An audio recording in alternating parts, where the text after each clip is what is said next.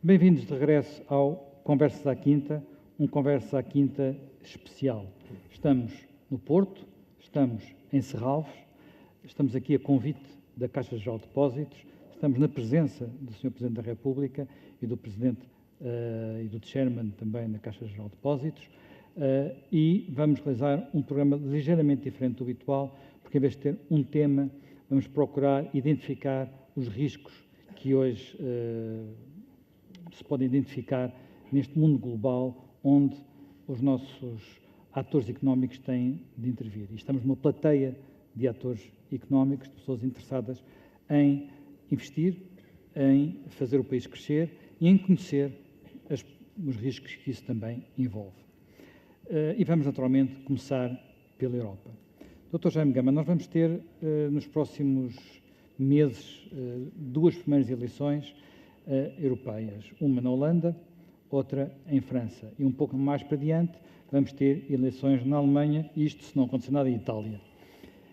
Que riscos identifica em cada uma destas eleições, para, nomeadamente, uma economia como a portuguesa? Essas eleições vão ser muito participadas, vão ser muito discutidas, vão ter grande projeção internacional. Mas são eleições, quanto a mim, contrariamente àquilo que se possa imaginar, só podem ter uma margem de surpresa forte na Alemanha. Porque na Holanda e em França, embora nessas eleições apareçam correntes fora do sistema, correntes nacionalistas ou populistas, por mais que elas subam no espectro eleitoral, não vão ser capazes de constituir a solução governativa. E, consequentemente, a solução governativa vai ser uma solução que tem em conta esses resultados, mas que é uma solução, digamos, na linha da expectativa. E isso vai ter também as suas implicações em relação à Europa. No caso das eleições alemãs, a situação é diferente. Ela está ainda indefinida, está indeterminada, começam a ser lançados alguns dados, mas manifestamente há fatores que podem influenciar resultados diferentes. Não digo resultados radicalmente diferentes, mas resultados que possam significar uma margem de alternância quanto a quem chefia a coligação que governa a Alemanha, que é uma coligação ao centro. Não vão ser os resultados na extrema-esquerda, no Die Linke, nem vão ser os resultados da alternativa para a Alemanha que vão influenciar o espectro eleitoral, mas, digamos, entre a democracia cristã, os social-democratas, também um pouco os verdes, que na Alemanha fazem parte do sistema político, é aí que se vai julgar quem será o chanceler. A Alemanha atravessou uma grande crise com refugiados, a acolhida massiva de refugiados, o criticismo que na sociedade alemã mereceu a política de acolhimento da senhora Merkel, e isso traduziu-se em erosão do quadro governativo e da sua liderança. Vamos ver também em que medida é que o atual candidato a primeiro-ministro apresentado pelo SPD tem fogo para se manter na corrida às eleições como challenger da senhora Merkel.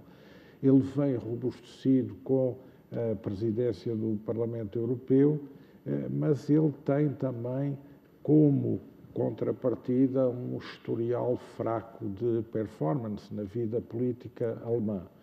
É certo que a coligação no poder recentemente escolheu e elegeu com largo apoio, é uma eleição indireta, o Presidente da República Federal, que é um social-democrata, mas a verdade é que os dados continuam indefinidos. Há sondagens recentes que apontam numa direção, mas não sabemos até ao fim da campanha como é que as coisas evoluirão. Seja como for, na Alemanha não haverá, seja qual for o resultado da eleição, uma dramática mudança de política em relação à Europa, porque o quadro do apoio parlamentar será sempre o quadro de uma coligação CDU-SPD, com ou sem apoio dos verdes, mas nunca uma alternativa radical fora deste campo político. Já me Pinto, a eleição da França, desde há 15 dias, quando falámos dela, sofreu alguma alteração. A situação do candidato da direita republicana, François Fillon, tornou-se mais complicada ainda. Ele foi chamado para depor, chegou a especular-se que ele iria desistir da sua candidatura e hoje temos claramente dois candidatos à frente nas sondagens. Marine Le Pen, da Frente Nacional, e Emmanuel Macron, um socialista dissidente, chamemos-lhe assim, e que está independente, está fora do partido, esteve apenas ligado ao governo. Se algum destes candidatos vier a ser o próximo presidente, teremos uma situação nova, que é um presidente sem maioria parlamentar. Até agora, na Quinta República, o presidente era o chefe da maioria, ou quando muito houve alguns momentos complicados, muitas vezes, de coabitação, nunca houve uma situação em que o presidente não pudesse contar com a maioria. Isto pode alterar bastante a situação francesa, torná-la mais instável. Eu acho que vamos lá ver, eu acho que há um paradigma geral de alteração, de surpresas, e é curioso que muitas vezes as pessoas, até porque é um bocadinho a força das coisas que estão, as pessoas vão vendo como, digamos, como casos novos, como exceções, coisas que já são capazes de ser o sinal de um novo paradigma. É uma imagem que eu gosto, que era aqueles desenhos que apareciam no Cavaleiro Andante, que eram aqueles desenhos por onde se ia tirando, ligando umas coisas e ia aparecendo uma figura que a gente nunca sabia qual era. Mas eu acho que há um paradigma novo. Esse paradigma resultou, em meu entender, de um excesso, sobretudo no fim da Guerra Fria, num excesso de confiança que houve quanto ao fim da guerra, quanto ao fim da história, quanto ao fim de uma data de coisas que eu acho que fazem parte da natureza dos Estados e da política e das fronteiras e da geografia e da natureza humana. Portanto, houve esse profundo excesso. Uma parte das pessoas tem optado por amaldiçoar os resultados disso, em vez de ver quais são as causas. O caso da eleição de Trump nos Estados Unidos é talvez o caso mais flagrante disso. E agora, penso que vamos continuar, e o caso francês é um caso também muito interessante, porque, vamos lá ver, eu se fosse candidato à eleição francesa, o que eu pensava era passar à segunda volta, partindo do princípio que qualquer candidato que não seja muito à esquerda, portanto é o caso do Hamon, bate sempre a Marine Le Pen, bate sempre por um efeito que já não é um efeito igual ao que aconteceu em 2002 com o Jacques Chirac e o Jean-Marie Le Pen, que aí Chirac teve 82% e o Jean-Marie Le Pen 18%, já será um efeito atenuado, portanto, com o Macron que se tem visto é 60-40%, mas não ponha de parte surpresas, porque o Macron, e com devido respeito aqui ao meu querido amigo Jaime Gama, é, assim, uma coisa que a gente não sabe muito bem o que é, quer dizer, estou a dizer isto porque a gente há 15 dias falou um bocadinho exatamente deste tema. Não apresentou o programa, por exemplo. Não apresentou o programa, quer dizer, ora fala para a direita, ora fala para a esquerda, já se arrependeu de algumas coisas que disse, Está a falar do nomeadamente na Argélia disse que a colonização tinha sido, enfim, um crime contra a humanidade, que é igualar um bocado a colonização francesa da Argélia, pode ter os seus momentos, mas a Argélia, antes da conquista francesa, era um ninho de piratas que raptavam pessoas aqui no Mediterrâneo e, portanto, isso na época foi uma coisa muito bem vista pela sociedade internacional, essa conquista. Ora bem, ele já disse coisas, já se arrependeu de algumas dessas coisas e, portanto, é aquele tipo de candidatura que baseia-se muito no ser contra e, portanto, vamos ver qual é o resultado. Segundo ponto que é muito importante, as eleições legislativas estão coladas às eleições. As eleições legislativas estão coladas à eleição presidencial, ou seja, em junho há eleições legislativas, onde os socialistas vão para as eleições completamente partidos e com grande sangue, enfim, por causa de todos estes episódios do Hollande e do Hamon e do Macron e tudo isso, e onde os republicanos também vão muito partidos. Quer dizer, é natural que o primeiro partido, na primeira volta das eleições, seja o Front National.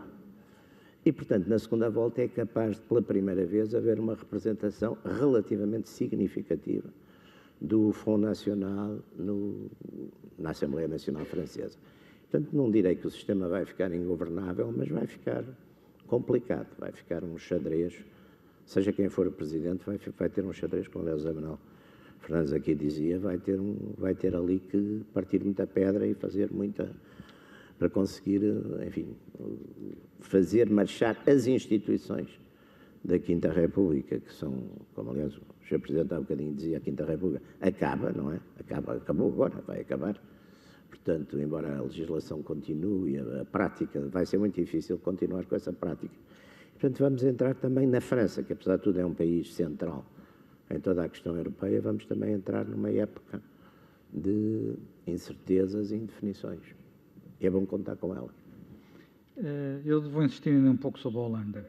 A Holanda é um país pequeno, mas que tem importância, nomeadamente neste momento. Por exemplo, o presidente do Grupo do Euro é um holandês, um socialista holandês, e em princípio os socialistas sairão do governo da Holanda se as sondagens se confirmarem. A grande dúvida que se pode colocar é que até agora a Holanda, como noutros países, havia uma espécie de cordão sanitário que impedia a extrema-direita de chegar ao governo. A extrema-direita está à frente nas sondagens, mas a seguir, não a seguir, mas relativamente com uma votação importante, surge um partido novo, de um jovem intelectual, que está a querer quebrar esse cordão sanitário e, portanto, criar uma regra nova na Europa. Isso não pode, por assim dizer, abrir o dique para outros países e, nomeadamente, ter consequências, por exemplo, para o cordão sanitário, que também se procura criar na Alemanha em torno da alternativa pela Alemanha, da AfD. Os países nórdicos já foram até pioneiros nessa fragmentação dos sistemas políticos. Nós temos um pouco a ideia que eles são muito ordenados politicamente e nós no sul da Europa muito desordenados, mas nós somos até mais clássicos e convencionais, porque no norte da Europa a pulverização do sistema político é total e completa. Há pequenos partidos, podem ir até 10. E as eleições são eleições praticamente para se decidir como é que as coligações reorientam milímetros os seus programas políticos e não mais do que isso. E a Holanda, já não falo da Bélgica, mas a Holanda está a seguir por esse caminho. Além do mais, a Holanda caracteriza-se por ser um país de cultura calvinista, iconoclasta, extremamente questionadora de tudo e de todos. Portanto, o que está em causa na sociedade holandesa é um laboratório do que pode vir a ser uma versão mais a sul dessa fragmentação das famílias políticas tradicionais a que já assistimos na Dinamarca, na Suécia, na Noruega e na Finlândia. De todo em todo, na Holanda não há a expectativa de que o sistema fique ingovernável.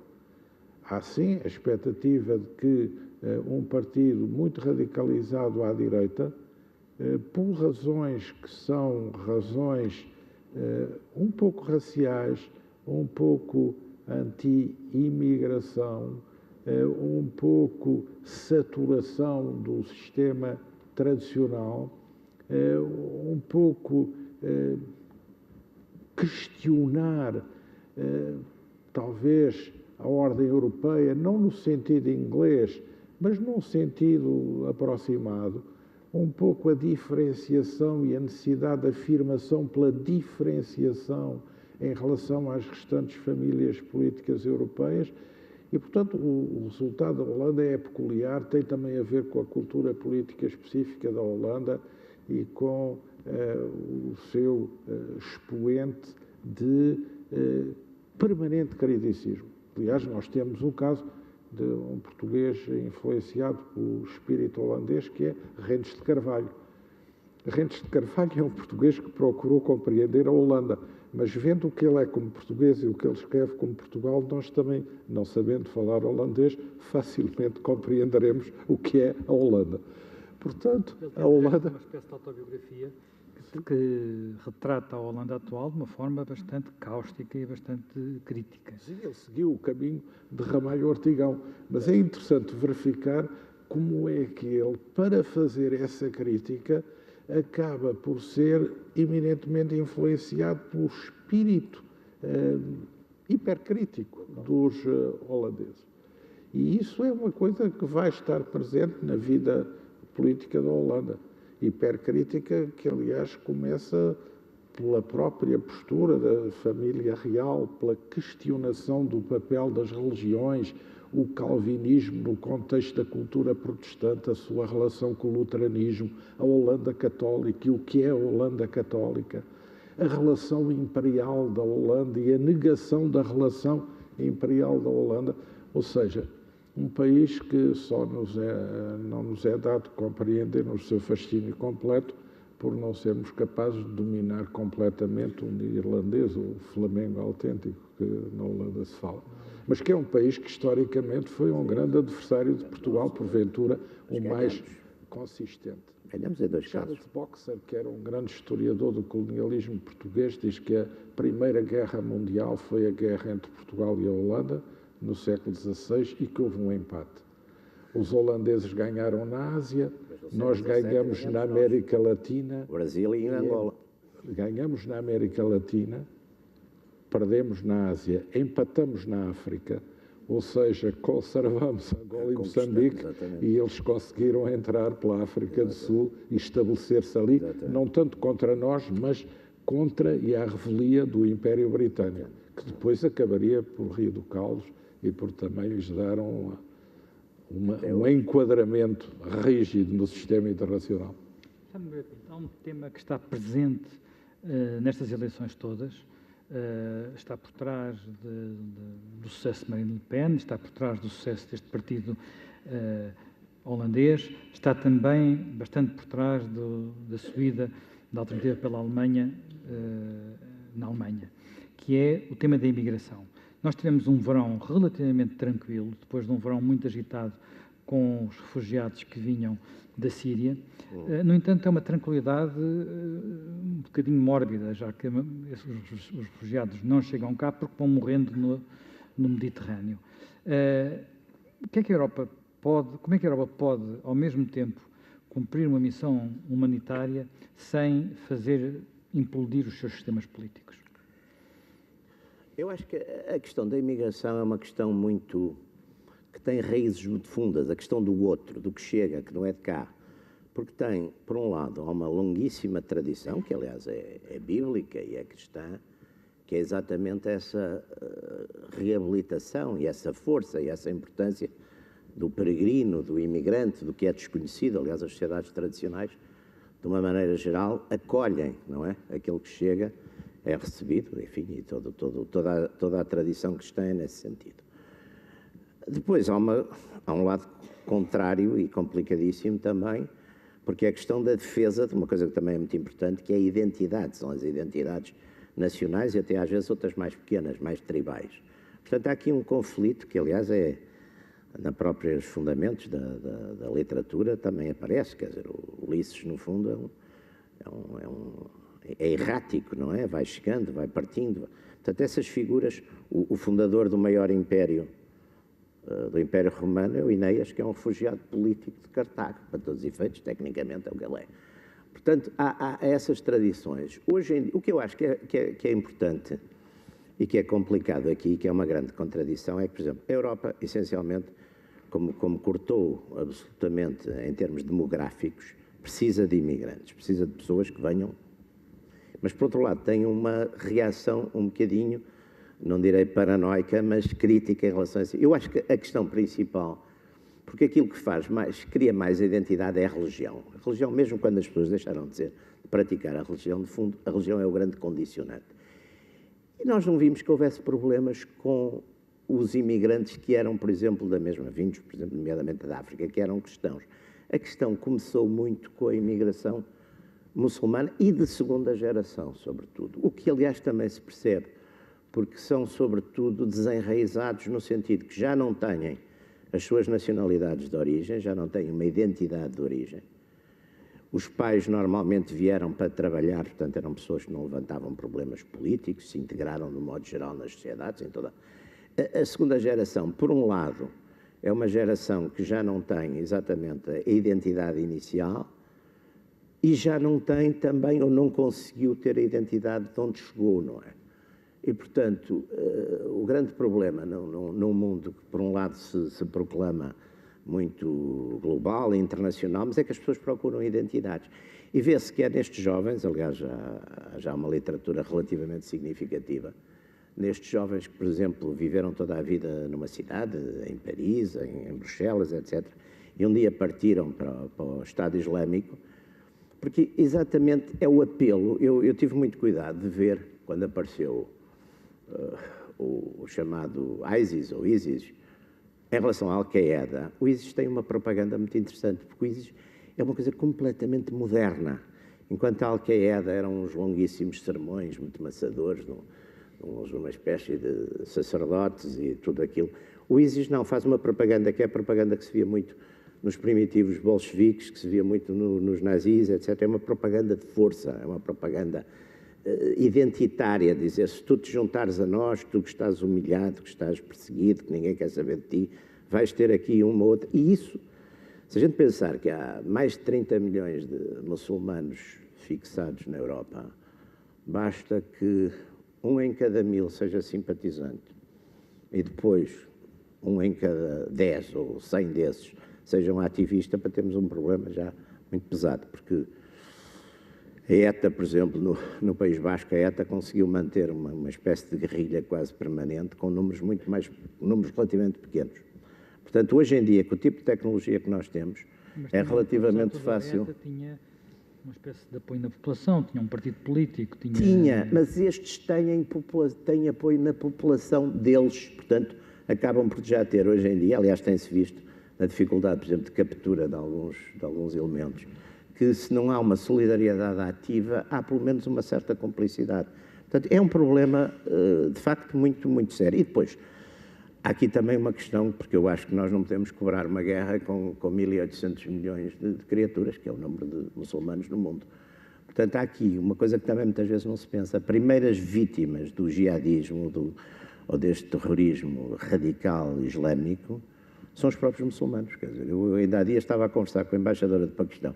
Ela estava-me a dizer que no Paquistão, desde o 11/9, já morreram para aí 120 ou 130 mil pessoas em atentados, enquanto no Ocidente, nos Estados Unidos e na Europa, foram de facto os tais do 11/9 e depois têm sido umas dezenas ou centenas.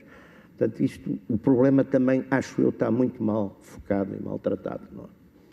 Bem, continuando a falar dos temas que constituem riscos, vamos passar para o Brexit. O Brexit, quando os ingleses votaram por sair da União Europeia, houve algumas previsões bastante catastróficas sobre o que podia acontecer à economia europeia e à economia inglesa.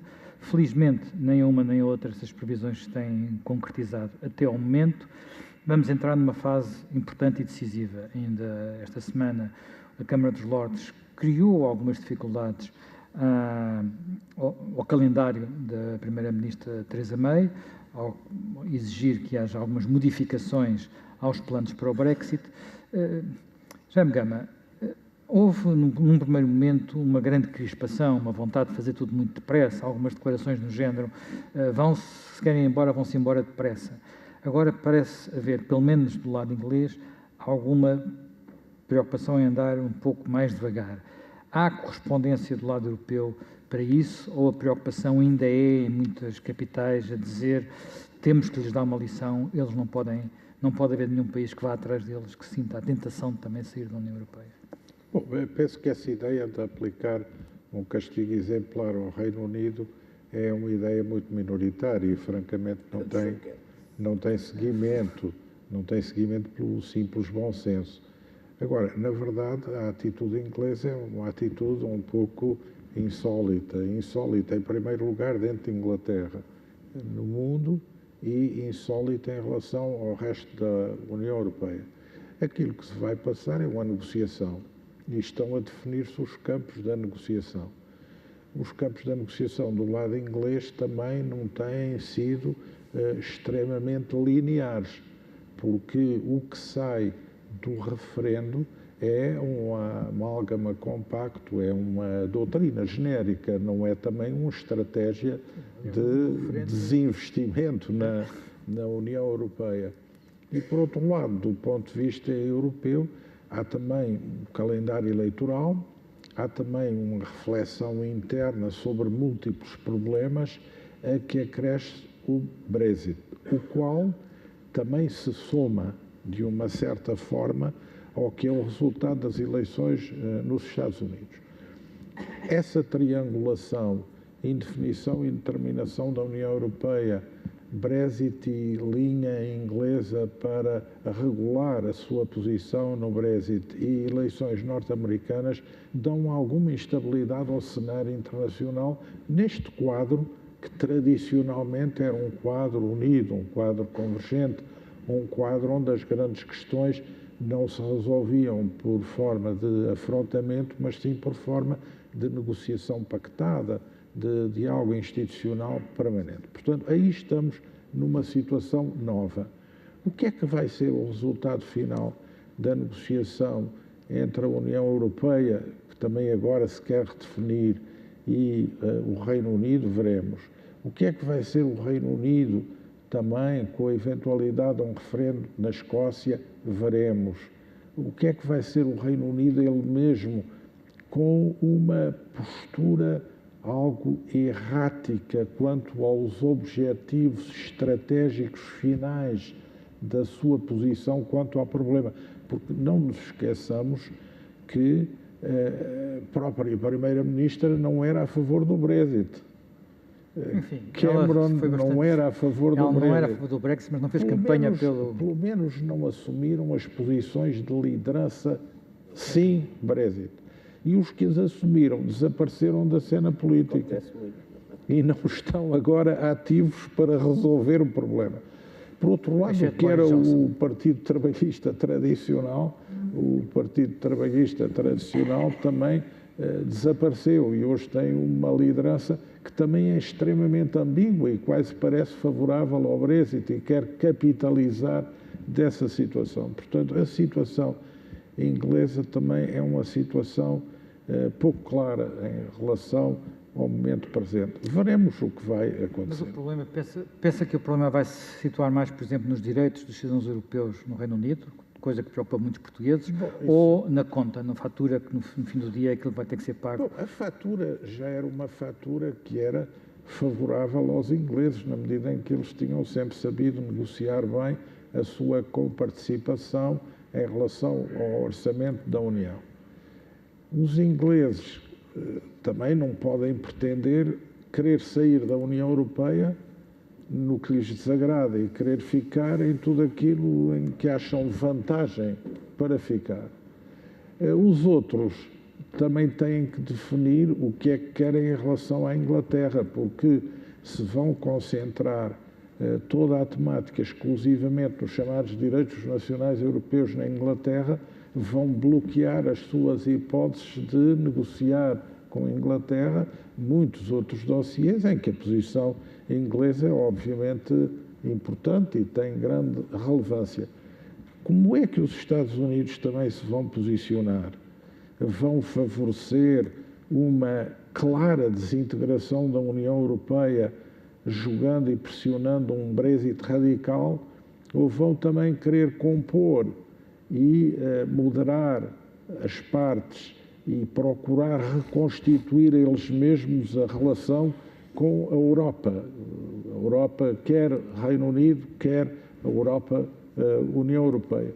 Portanto, aí há muitas incógnitas e vamos estar naturalmente perante uma situação que é uma situação de instabilidade no núcleo central, com todos os riscos que impedem sobre uma situação dessa natureza.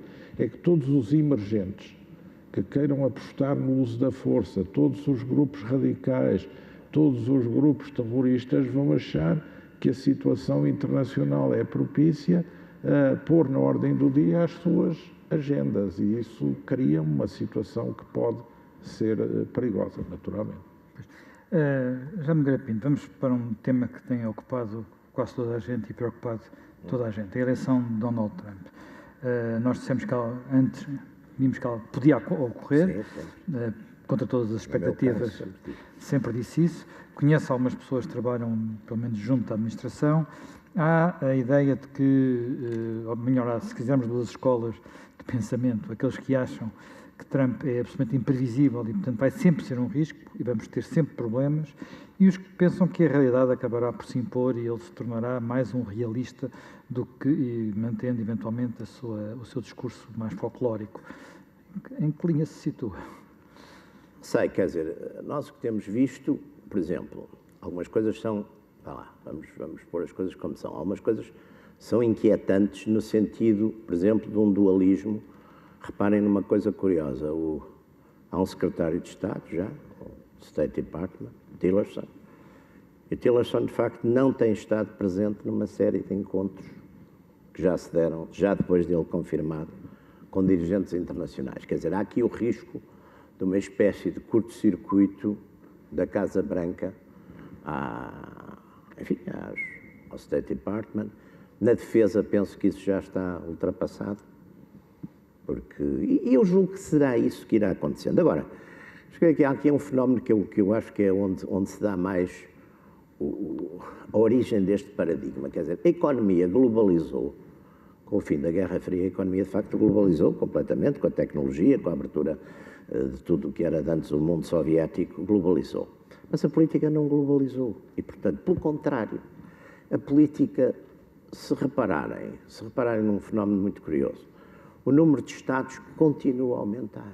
O número de Estados aumenta. O número de Estados no princípio do século XX, não sei se seriam uns 40 ou 50, meados do século XX passou para 100 e agora está em quase 200, quer dizer, ou seja, a economia une, mas a política fragmenta. E hoje em dia não é só a política, nós temos dois fenómenos que eu acho que são altamente subversivos historicamente e quando juntos são mais que subversivos, são revolucionários, que é o fenómeno da nação, do nacionalismo e o fenómeno da democracia. Quer dizer, são duas coisas que tendem, e hoje em dia o que nós estamos a ter cada vez mais forte, porque, por exemplo, nós temos a sorte de ser uma nação muito antiga e onde as fronteiras do Estado e as fronteiras histórico-culturais da nação coincidem, hoje em dia. Mas a maior parte da Europa, uma parte substancial da Europa, não é assim. Quer dizer, a Espanha, por exemplo. A Espanha é política, mas a Espanha, a força, por exemplo, o irredentismo catalão é fortíssimo, quer dizer, é fortíssimo. Estava-se aqui a falar um bocadinho do Reino Unido com a Escócia. Ou seja, há aqui um momento que eu acho que foram portas que já estão abertas, não é? E depois a questão do populismo. O problema também do populismo é que o populismo é popular. O populismo é popular. E esta questão, a globalização, de facto, teve umas side casualties que têm a ver com uma parte das classes médias da Europa e dos Estados Unidos, tem a ver com a baixa classe média, tem a ver com as classes trabalhadoras. No fundo, Trump nos Estados Unidos talvez tivesse ganho só com o New Hampshire, mas depois teve uma série de estados que foram Pensilvânia, Michigan, etc., que são exatamente aqueles estados onde se localizava um bocadinho as indústrias tradicionais, o automóvel, etc. E eu acho que há um dado aqui que também é muito importante. Houve aqui uma obsessão. A economia ficou demasiado à solta.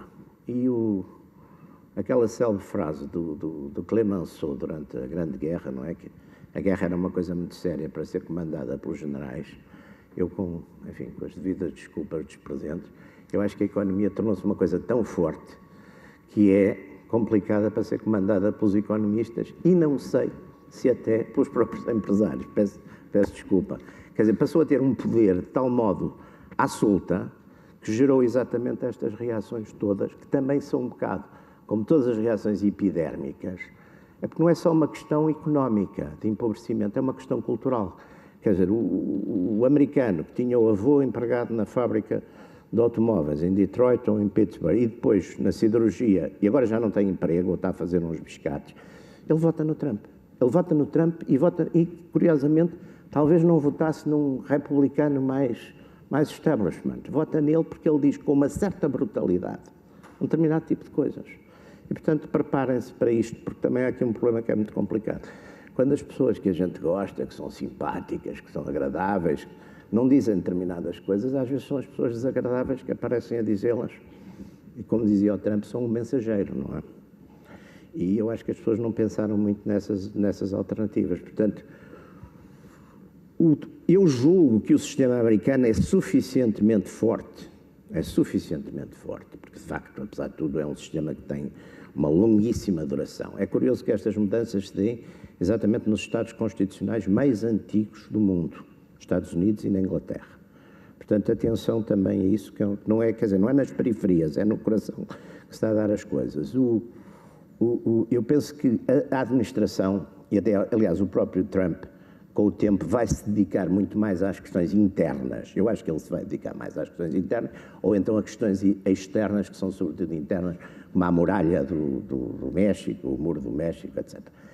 Agora, e portanto, à medida que mas por exemplo, o State Department neste momento só tem o secretário de Estado.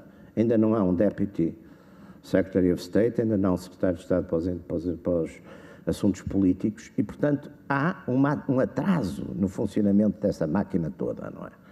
E isso, claro que... E depois também haverá sempre um bocadinho o risco, que já aconteceu muitas vezes no passado, mas que aqui pode acontecer com mais força, exatamente os curtos-circuitos, Casa Branca, State Department, Casa Branca, Pentágono não vai haver muito, penso eu. Mas é um risco, quer dizer, é um risco porque, apesar de tudo, melhor ou pior, gostes ou não, ainda os Estados Unidos são ainda, enfim, a grande potência e, apesar de tudo, preferimos, com todos os defeitos dos Estados Unidos, preferimos naturalmente que seja essa a grande potência que outra, não é? Pode continuar a ser grande potência com um presidente tão divisivo como é Trump. Vimos no discurso que ele fez ao Congresso uma Câmara completamente dividida, só metade é que aplaudia, outra metade não aplaudia. Quando ele se levantou, já estava metade da Câmara vazia, coisa que também nunca acontece com os presidentes. Estamos perante um país completamente dividido, muito crispado. É esse país que tem capacidade para reagir à escala mundial, se for necessário? Bom, nós nos debates que fizemos, embora pudéssemos exprimir a opinião em relação a Trump, mas sempre estivemos de acordo numa coisa estranha, é que ele podia ganhar as eleições, isso era uma possibilidade. Na verdade, o programa de Trump não é, paradoxalmente, não é um programa liberal, é um programa protecionista, porque praticamente o programa de Trump é um programa de estímulos. Estímulos oriundos do sector público e estímulos oriundos do Estado. E vai ter um custo e uma consequência na dívida. Ele vai procurar, através de uma política de investimento público em infraestrutura, nós sabemos o que isso significa, em despesas militares, recuperar a economia interna americana. E vai tentar fazer com que isso não onere o déficit através da criação de um Border Adjustment Tax, isto é, vai procurar redefinir o lugar da América nos sistemas internacionais de troca e no comércio internacional com uma taxa que lhe vai permitir sustentar esse investimento público. E, ao mesmo tempo, vai procurar desregulamentar, vai procurar acabar com toda a regulação que foi introduzida na crise financeira com George W. Bush, com a legislação Dodd-Frank em relação ao sistema financeiro, vai procurar amenizar constrangimentos das políticas ambientais, libertando os sectores tradicionais de produção de energia e vai procurar renegociar os acordos de comércio. A NAFTA, primeiro com o Canadá, porque é mais fácil, depois com o México, não vai querer triangular, vai fazer duas negociações, vai desistir da parceria do Pacífico, não vai, claro, levar à frente o TTIP com os europeus. Mas temos que ver também como é que os adversários, ou melhor, os atuais parceiros, agora postos numa situação de adversarialidade, vão reagir, vão litigar diretamente na Organização Mundial do Comércio ou vão introduzir retaliações unilaterais e como é que a economia americana também é capaz de absorver essas respostas do mundo. Portanto, o programa económico Trump é um programa que podemos dizer não é o programa do Wall Street, é o programa dos sectores industriais americanos que se sentiram lesados com a globalização e que acharam que não eram suficientemente defendidos pelas negociações internacionais de comércio feitas no quadro multilateral pelos anteriores governos dos Estados Unidos, não só Obama, mas também George W. Bush, porque o republicanismo Bush está no centro do criticismo da política económica de Trump, mais até do que as políticas de Obama. Portanto, vamos ver o que daí vai resultar e vamos ver como é que no próprio Congresso essas medidas vão ter a sua configuração final, porque há muito criticismo em relação a estes seus formatos iniciais. Trump, como segue uma política de fazer uma primeira distribuição de mensagem emblemática e globalista, e depois há ajustamentos com recuos, com negociações, até que o desenho final acaba por ser uma coisa diferente do que era o propósito primitivo. Portanto, vamos assistir a uma administração americana por método de erro e tentativa. Coisa também a que a comunidade internacional não estava habituada até ao presente. Isso vai ser muito interessante. Agora, os Estados Unidos, é preciso... digamos, pois nada é seguro. Vivemos uma comunidade internacional em que, porventura, o único país que consegue ter um pensamento estratégico é a China, porque tem um sistema político que o permite. Mas quanto aos restantes, a Índia, por exemplo, grande país, não consegue ter uma política externa. Não sei se foi uma deseducação congénita do Império Britânico, mas a verdade é que não consegue elaborar, nem parece muito interessada nisso.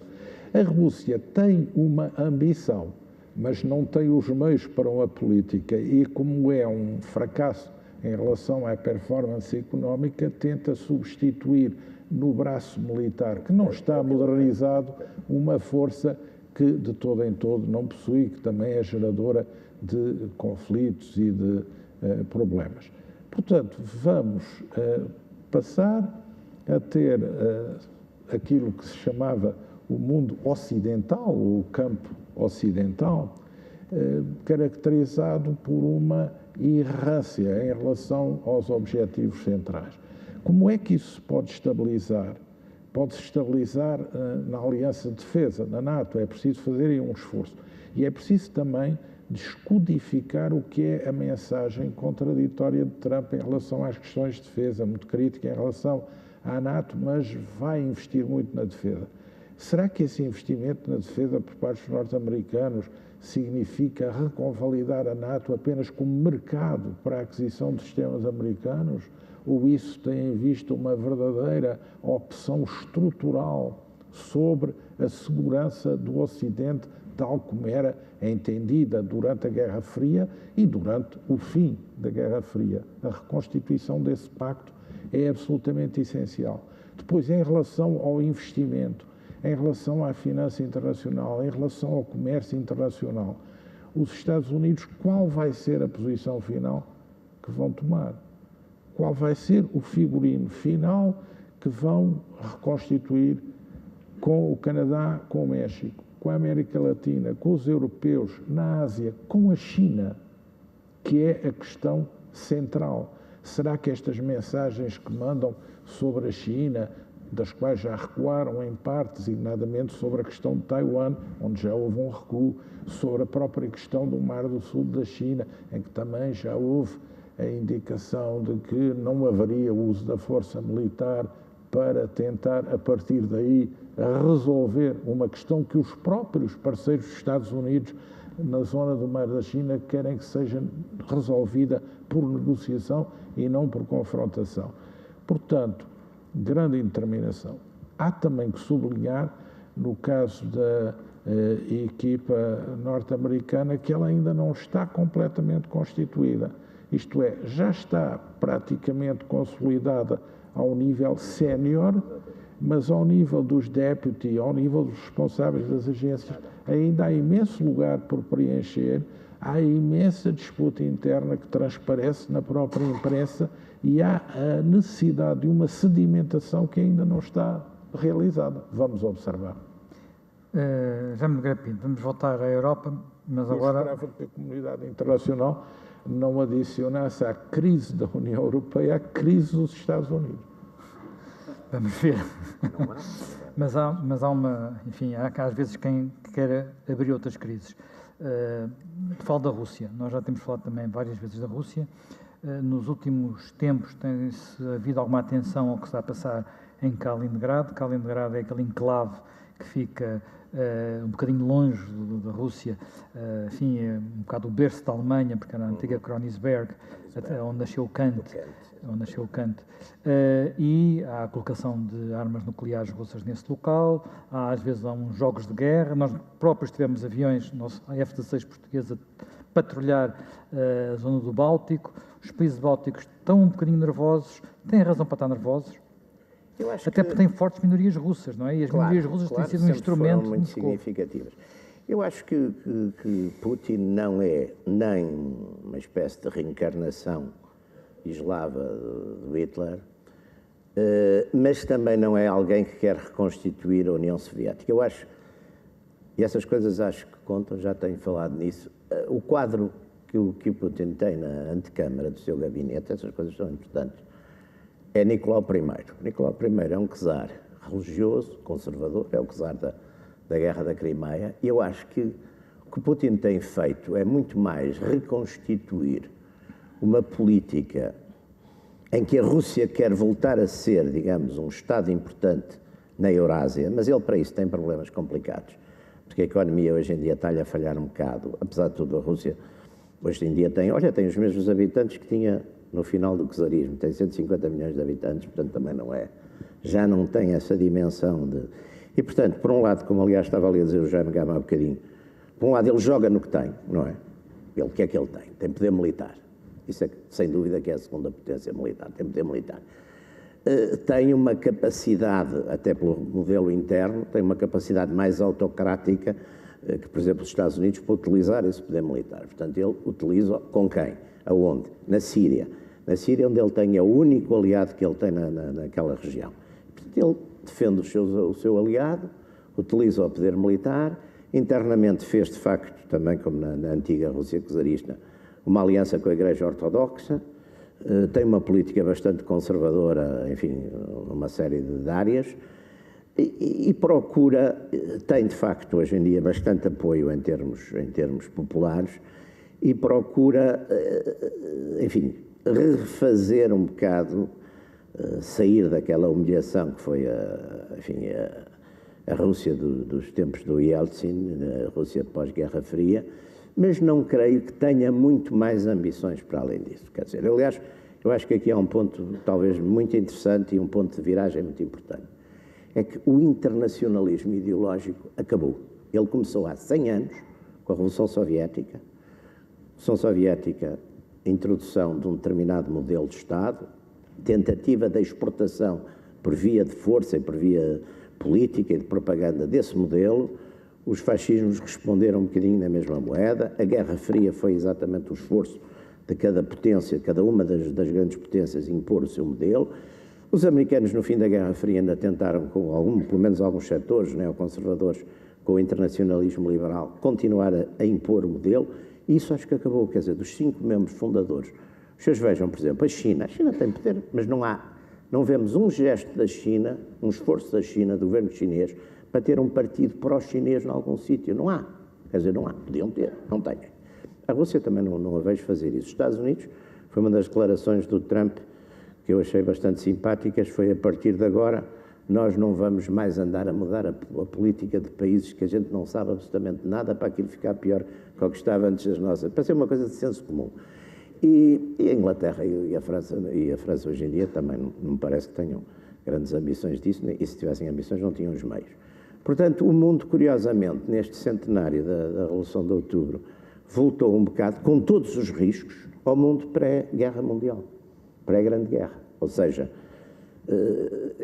Estamos a entrar num interregno, eu acho que estamos a entrar num interregno, não há ainda definição de poderes, penso que não há definição de poderes ainda, quer dizer, claro que houve os BRICS, que durante algum tempo havia de facto uma expectativa extraordinária, também talvez tirando a China, como aliás Jaime Gama também estava a dizer, a Índia, lá está, tem todo aquele potencial económico, mas não havemos ter uma política externa, não tem uma direção, anda ali um bocado, também a impressão que vai para o lado para onde não vai o Paquistão, é um bocadinho político, também não é assim uma grande política, não é? E, portanto, vemos outra vez muito a questão das identidades nacionais, a questão...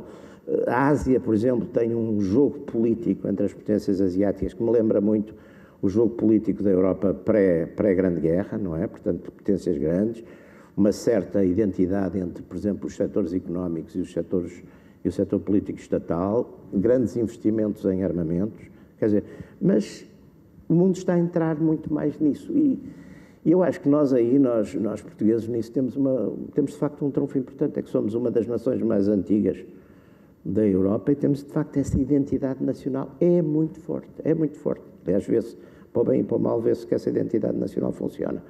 E é um trunfo, porque o grande problema, mesmo a nível da Europa, acho eu que vão ser muito mais que o resto, vão ser também os separatismos internos, para além do terrorismo, para além de uma certa decadência económica, vai ser a questão dos separatismos locais, não é? E nós não temos esse problema. Bem, nós chegamos ao fim do tempo habitual do Conversas à Quinta. O Conversas à Quinta vai regressar dentro de uma semana.